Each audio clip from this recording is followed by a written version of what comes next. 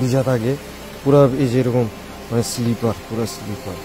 এই দেখেন মানে একটু এদিক ওদিক হবে শেষ, দেখাটা পড়লেই শেষ। এই যে গেছিলাম এই নিয়ে 4 থেকে 5 বার যেতে যেতে যা পাচ্ছি। এবার কোমরে ব্যথা পেয়েছি প্রচুর।